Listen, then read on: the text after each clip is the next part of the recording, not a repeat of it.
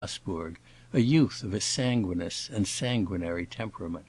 He was making ducks and drakes of the paternal brewery, and although he passed in a general way for a good fellow, he had already been observed to be quarrelsome after dinner. "Que voulez-vous?" said Valentin. "Brought up on beer. He can't stand champagne." He had chosen pistols. Valentin at dinner had an excellent appetite. He made a point, in view of his long journey, of eating more than usual. He took the liberty of suggesting to Newman a slight modification in the composition of a certain fish sauce; he thought it would be worth mentioning to the cook. But Newman had no thoughts for fish sauce; he felt thoroughly discontented. As he sat and watched his amiable and clever companion going through his excellent repast with the delicate deliberation of hereditary epicurism, the folly of so charming a fellow traveling off to expose his agreeable young life for the sake of Monsieur Stanislas and Mademoiselle Noémie struck him with intolerable force. He had grown fond of Valentin, he felt now how fond, and his sense of helplessness only increased his irritation. "Well, this sort of thing may be all very well," he cried at last, "but I declare I don't see it. I can't stop you, perhaps, but at least I can protest. I do protest, violently." "My dear fellow, don't make a scene," said Valentin. "Scenes in these cases are in very bad taste." "Your duel itself is a scene," said Newman. "That's all it is. It's a wretched theatrical affair. Why don't you take a band of music with you outright? It's barbarous and it's corrupt, both." "Oh, I can't begin at this time of day to defend the theory of dueling," said Valentin. "It is our custom, and I think it is a good thing. Quite apart from the goodness of the cause in which a duel may be fought, it has a kind of picturesque charm which in this age of vile prose seems to me greatly to recommend it. It's a remnant of a higher tempered time; one ought to cling to it. Depend upon it, a duel is never amiss."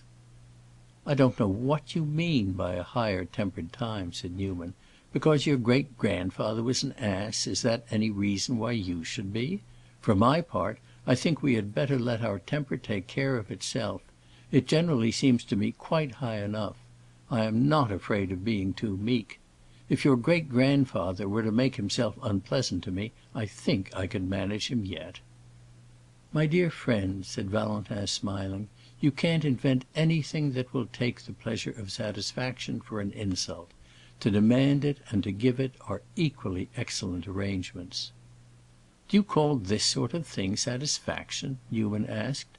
"Does it satisfy you to receive a present of the carcass of that coarse fop? Does it gratify you to make him a present of yours? If a man hits you, hit him back. If a man libels you, haul him up." "Haul him up? Into court? Oh, that is very nasty," said Valentin. "The nastiness is his, not yours.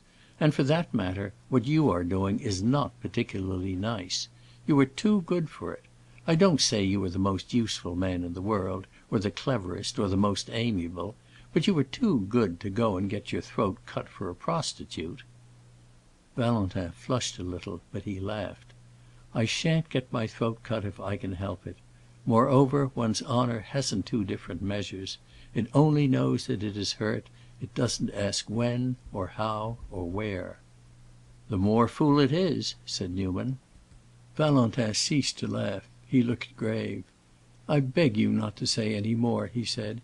"If you do, I shall almost fancy you don't care about—" and he paused. "About what?" "About that matter, about one's honor." "Fancy what you please," said Newman. "Fancy while you are at it that I care about you, though you are not worth it. But come back without damage," he added in a moment, "and I will forgive you. And then," he continued, as Valentin was going, "I will ship you straight off to America." "Well," answered Valentin, "if I am to turn over a new page, this may figure as a tail-piece to the old." And then he lit another cigar and departed.